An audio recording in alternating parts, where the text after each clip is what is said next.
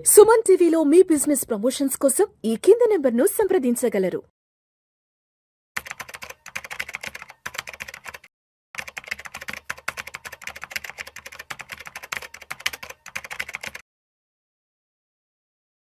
నమస్తే మాధవిరెడ్డి గారు. నమస్తే అండి. మాధవిరెడ్డి గారు, మ్యూచువల్ ఫండ్స్ కి సంబంధించి మేజర్ చేంజెస్ తీసుకురాబోతున్నట్లు సెబీ అనౌన్స్ చేసింది. దాదాపు ఒక 15 నుంచి 20 చేంజెస్ వరకు త్వరలో ఆన్ బోర్డ్ చేయబోతున్నాం అంటూ కూడా ఏదో ఒక పెద్ద లిస్ట్ ఒకటి కూడా రెడీ చేసింది. ఎస్, ఏంటి ఆ లిస్టు? ఆ చేంజెస్ ని మనం ఎంతవరకు అర్థం చేసుకోవాలి? మనం అర్థం చేసుకోకపోతే ఎస్ మనకి కలిగే నష్టం ఏంటి? సో దీన్ని మనం స్కీమ్ రేషనలైజేషన్ అంటారండి. అంటే స్కీమ్స్ ని ఒక రకంగా కొన్ని చేంజెస్ తీసుకురావడం. అంటే ఇప్పుడు నేను అంటే పాత మనీ లేకుండా కొన్ని అంటే ఎలా ఉంటాయి స్కీమ్స్ జనరల్ గా మనకు తెలిసింది ఏంటి, మనకి ఒక 4-5 కేటగిరీస్ తెలుసు. ఈక్విటీ కేటగిరీ స్కీమ్స్, ఆ తర్వాత డెట్ కేటగిరీ స్కీమ్స్, హైబ్రిడ్, ఆ తర్వాత మనకి ఇంకొంచెం అదర్ స్కీమ్స్, ఆ తర్వాత ఈటీఎఫ్స్, ఇండెక్స్ ఫండ్స్, ఇలాంటివి మనకి కనిపిస్తూ ఉండేవండి. ఇప్పుడు ఏంటంటే వాటిల్లో విపరీతమైన కొన్ని చేంజెస్ అంటే కొన్ని స్కీమ్స్ అయితే అసలు ఆ థీమ్ నే తీసేశారు. లైక్ ఏంటంటే చిల్డ్రన్ ఫండ్స్ అని, రిటైర్మెంట్ ఫండ్స్ అని ఉండేవండి. అంటే వాళ్ళు చెప్పేది ఏంటంటే ఏదైతే నేమ్ ఉందో చిల్డ్రన్ ఫండ్, రిటైర్మెంట్ ఫండ్ అని, అది జస్టిఫై చెయ్యట్లేదు. సో ఇది కరెక్ట్ కాదు. ఈ నేమ్ ఏదైతే ఉందో దీన్ని చూసి మీరు ఇది రిటైర్మెంట్ ఫండ్ అనగానే రిటైర్మెంట్ పెట్టేవాళ్ళు, రిటైర్మెంట్ కి వచ్చే వాళ్ళు పెట్టుకుంటారేమో, ఆ గోల్ ఉన్న వాళ్ళు అనుకుంటారేమో, but that is not justifying అని చెప్పి ఇలా కొన్ని స్కీమ్స్ అనేవి మర్జైనా చేసుకోండి లేకపోతే తీసేయండి అన్నట్టుగా ఇమ్మీడియట్ ఎఫెక్ట్. అంటే ఇప్పుడు మీరు ఆ ఫండ్స్ లో ఇప్పుడు మీరు ఇన్వెస్ట్ చేయడానికి కూడా లేదండి, దాన్ని ఆపేశారు. కొత్తగా అమౌంట్ ని యాక్సెప్ట్ చేయట్లేదు. సో అంతా బిగ్గెస్ట్ చేంజెస్ అనేవి తీసుకొచ్చారు. అసలు మనకి జనరల్ గా మనకు అర్థం చేసుకోవాల్సింది, లార్జ్ క్యాప్ ఫండ్ అంటే 80% లార్జ్ క్యాప్ ఫండ్ లో పెట్టడము, అలానే లార్జ్ అండ్ మిడ్ క్యాప్ అంటే 35% లార్జ్ క్యాప్ లో పెట్టడము, 35% మిడ్ క్యాప్ లో పెట్టడము, అలానే మనకి మిడ్ క్యాప్ అయితే 65% మిడ్ క్యాప్ కేటగిరీ.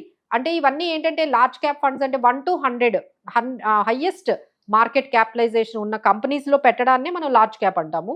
అలానే మనకి 100 నుంచి 250 వరకు మిడ్ క్యాప్ కంపెనీస్ అంటాము. 250 మార్కెట్ క్యాపిటలైజేషన్ కన్నా తక్కువ ర్యాంకింగ్ ఉన్నవన్నీ కూడా స్మాల్ క్యాప్ అంటాం. సో ఈ విధంగా స్మాల్ క్యాప్ లో 65% పెట్టడము. ఆ తర్వాత మనకి మల్టీ క్యాప్ అనేది మనందరికీ తెలుసండి. మల్టీ క్యాప్ లో ఏంటంటే 25%, 25 ఖచ్చితంగా మల్టీ క్యాప్ అంటే లార్జ్ లో 25% పెట్టాలి, మిడ్ క్యాప్ కంపెనీస్ లో 25 అండ్ స్మాల్ క్యాప్ కంపెనీస్ లో 25 పెట్టాలండి. ఆ తర్వాత మనకి ఫ్లెక్సీ క్యాప్ ఉంది. ఫ్లెక్సీ క్యాప్ లో అలాంటిది ఏమీ లేదు. సో ఓవరాల్ గా 65% ఈక్విటీలో ఉంటే చాలు, అది they can change it. Large, mid, small వాళ్ళకి కావాల్సిన పర్సంటేజ్ తీసుకోవచ్చు అని ఫ్లెక్సీ క్యాప్ వచ్చింది.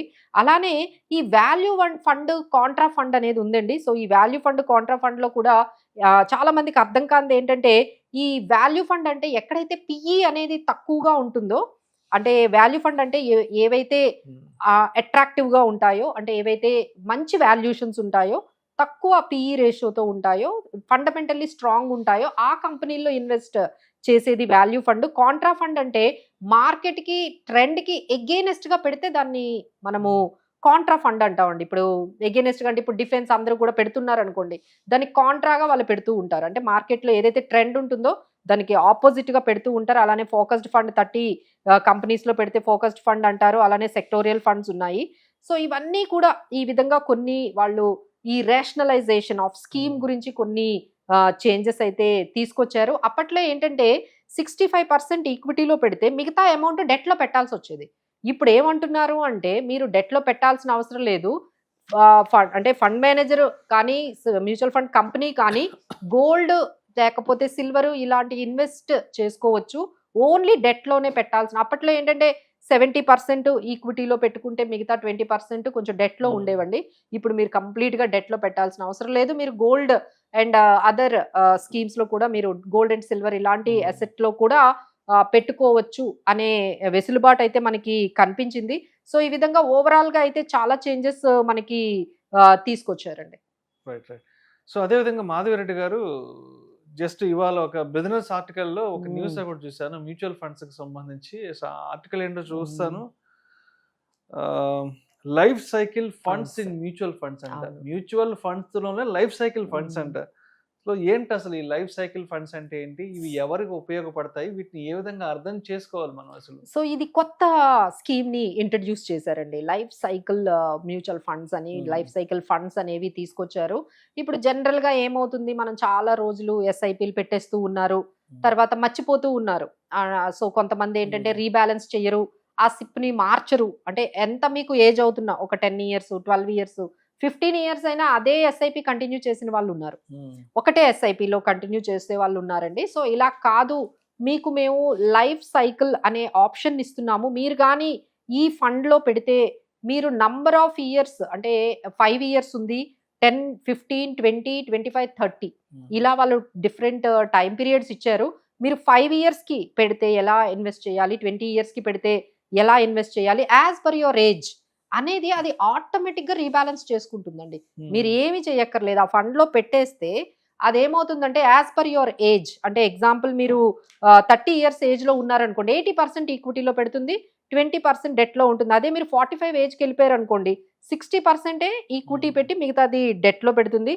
అదే మీరు ఎప్పుడైతే 60 years ఏజ్ లోకి వెళ్ళిపోయారో 20% ఈక్విటీలో పెట్టి 80% డెట్ లో పెడుతుంది. అంటే యాజ్ పర్ యువర్ ఏజ్ ప్రకారము అది ఆటోమేటిక్ గా డిఫాల్ట్ గా అది ఏజ్ క్రైటీరియా తీసుకొని మీ ఈక్విటీ అండ్ డెట్ పోర్షన్ ని రీబ్యాలెన్స్ చేసుకుంటూ వెళ్ళిపోతుంది. అంటే మీరు అందులో పెట్టేసి మర్చిపోయినా, మీ రిటైర్మెంట్ ప్లానింగ్ కోసం ఒక 15 years 20 years మర్చిపోయినా అది మీ రిస్క్ ని తగ్గించుకుంటూ వెళ్ళిపోతుంది అనమాట. సో ఇవి మంచి ఫండ్ అయితే తీసుకొచ్చారండి.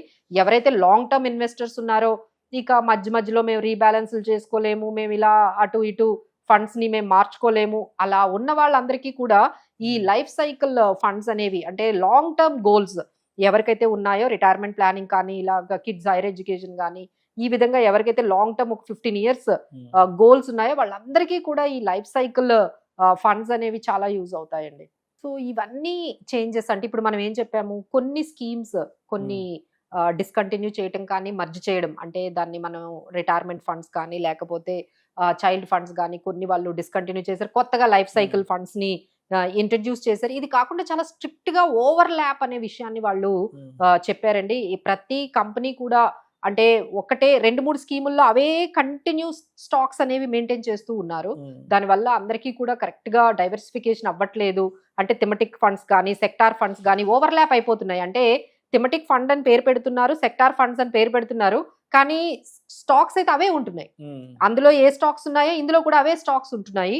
సో ఈ విధంగా ఓవర్ ల్యాప్ అవ్వకూడదు అని చెప్పి ఒక 3 years టైం ఇచ్చారండి. 50% కన్నా ఓవర్ ల్యాప్ అవ్వకూడదు. ఏవైనా ఒక 3 years టైంలో కానీ మీరు రీస్ట్రక్చర్ చేసుకోకపోతే అది కంప్లీట్ గా దాన్ని తీసేయడం కూడా జరుగుతుందని గట్టిగానే సెబీ వార్నింగ్ ఇచ్చింది. సో ఇలా ఈ ఓవర్ ల్యాప్ విషయంలో కానీ, లైఫ్ సైకిల్ ఫండ్స్ లో కానీ, ఈ categorization and rationalization of schemes గురించి అయితే ప్రతి ఒక్కరూ కొంచెం అలర్ట్ గా ఉండాలి. చాలా చేంజెస్ అయితే సెబీ మ్యూచువల్ ఫండ్స్ లోనైతే తీసుకొచ్చిందండి. ప్రతి ఇన్వెస్టర్ మ్యూచువల్ ఫండ్స్ లో ఇన్వెస్ట్ చేసే వాళ్ళు అయితే మాత్రం ఈ విషయాన్ని అయితే అన్ని అర్థం చేసుకోవాలండి.